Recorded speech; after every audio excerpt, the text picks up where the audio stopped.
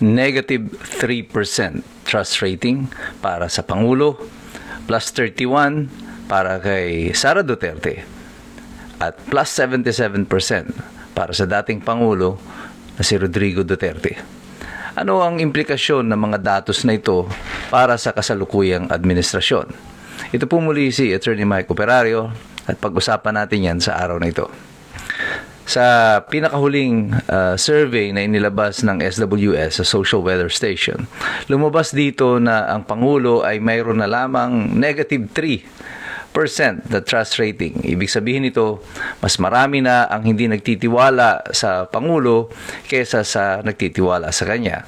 Samantalang si Sara Duterte naman ay bahagyang umangat ng konti ang trust rating sa kanya at pumalo na ito sa 31%. Positive 31%. Pero ang kagulat-gulat dito, si Rodrigo Duterte ay nananatiling napakataas ng trust rating kahit 3 taong mahigit na siyang hindi presidente at ngayon ay nasa Hague at supposedly ay nililitis para sa crimes against humanity at nag-enjoy siya ngayon ng trust rating of around 77%. Anong kahulugan nito para sa kasalukuyang administrasyon? Ano ang inilalatag na storya nito para sa sambayan ng Pilipino sa kasalukuyang kalakaran ng nagaganap dito sa Malacanang? Una, wala nang tiwala ang mga tao sa ating Pangulo. Malinaw na malinaw yan sa body language ng mga taong pinupuntahan niya. Makikita nyo kahit saan siya makita. Sa Cebu, sa Davao, sa mga mall. Makikita niyo na ibang-iba ang pagtrato ng tao sa kanya. Walang gustong lumapit, ni walang halos gustong kumaway. Kung mayroon man magpa-picture ay mangilan-ngilan lang. At ito ay implikasyon or indikasyon ng isang citizenry, isang lipunan na handang-handa ng itatwa ang kanilang pinuno at kumala sa kanya. Ang positive rating naman kay Sara Duterte sa kasalukuyan at ang pag-angat lalo ng trust rating ni Rodrigo Duterte na nung makailang buwan lamang ay nasa 65%. Ngayon ay po nadagdagan pa ng positive 12% at umabot na ito sa 77%. Anong ibig sabihin nito para sa Malacanang? Ang ibig sabihin naman ito para sa kanila, lahat ng ginagawa ng PCO, ng Presidential Communications Office, ni Claire Castro, lahat ng gimmick nila at ng kanilang mga trolls at mga patutsada nila sa internet, at mga kung anong mga gawa-gawa nilang mga intriga, kasama na rin yung mga ginagawa ng mga pink, ng dilaw, ng mga pula, nagkampi-kampihan na sila. Lahat ng ito hindi umuubra. The people are not buying your story. Hindi na po mabenta sa tao ang inyong mga ginagawa. Ibig sabihin nito, natuto na ang mamamayan. Gising na si Escombro. Alam na kung anong ginagawa niyo. Bistado na po kayo.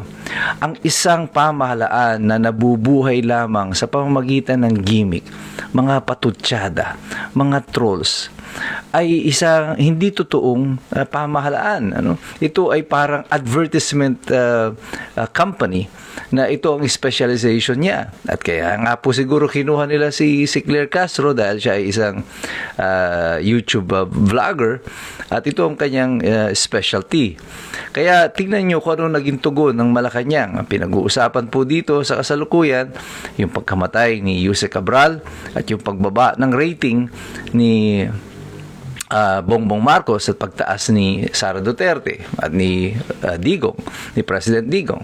Anong tugon ng Malacanang? Ito si Claire Castro at bumabanat na para daw kamukha daw ni Chucky, yung manika na kontrabida, yung sinasapian ng masamang espiritu. Kamukha daw nito si Sara Duterte. Well, obvious naman po na malayo kay ang itsura ni Sara Duterte dito sa sinasabi ni Claire Castro. Si Sara Duterte probably is one of the prettiest na mga politiko natin sa kasalukuyan. lalo na nung kabataan ni Sara Duterte. I'm sure si Claire Castro, may itsura din naman siya nung siya ay kabataan niya, no? Pero siguro natatakpan na ng mga lahat ng negatibong mga pinag-aagawa niya at mga komento ng tao sa kanya, at lumalabas kasi ngayon yung kanyang pagiging palingkera at masamang ugali, at yun ang nakikita ng sambayan ng Pilipino. Pero bakit niya kinukumpara bigla si Sara Duterte kay Chucky? Ang tawag nga dito po is misdirection, at saka yung pong reaction baiting. Gusto nila ang taong bayan ay magalit kay Claire Castro. Tanggap na nila Claire Castro yan. Tanggap din nila Secretary Roque ng DTI noon yan. Anong ginagawa nila sa atin yan? Reaction baiting po yan.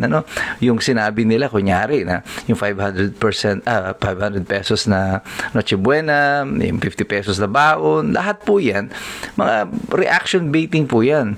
They are trying to act like the lightning rod for the President. At yan po ang trabaho nila para sa Pangulo. Kaya po sila binabayaran para po dyan. And I'm sure medyo malaki ang bayad sa kanila para dyan. At ang trabaho nila is to take away the heat from the President, at sila mag-absorb nito. So gagawa ka ng mga kwento, ng storya na ikagagalit ng mga tao para sa mabaling ang atensyon ng mga tao.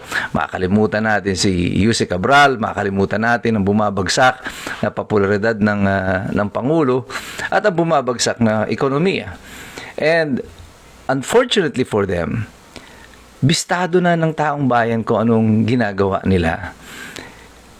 Lahat ng mga propaganda ninyo, yung pagpapagalit ninyo sa taong bayan, ito ang nagpapakita sa amin lalo, sa mamamayan, na wala kayong kaplano-plano para sa sambayan ng Pilipinas, sa mga Pilipino, sa ating gobyerno, sa ating ekonomiya. Ang isang gobyernong nabubuhay lamang sa gimmick at hindi sa economic reforms, social and political reforms, ay isang gobyernong walang plataforma at walang patutunguhan.